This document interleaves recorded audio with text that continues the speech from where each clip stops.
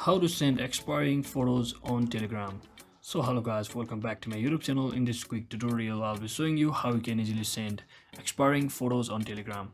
So first thing, just head over to your Telegram application and select any of the chats or the person to whom you want to send disappearing or expiring messages or photo. So once you're inside here, just click on this paperclip icon right next to your microphone and just select any of the photos that you would like to send.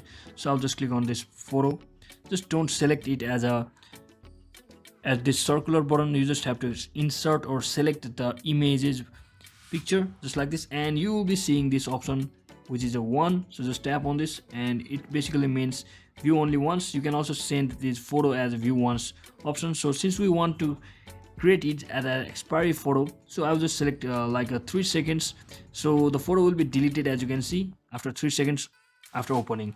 So when a person to whom I have sent this photo will open this photo, it will be successfully deleted or destroyed after 3 seconds. So you can also add a caption to your photo just like this, and just click on send, and you just click on send, and your photos will be expiring in 3 seconds once the person views it. So that's it for today guys. I hope this video was helpful. If it was, don't forget to like and subscribe to the channel. See you on the next one.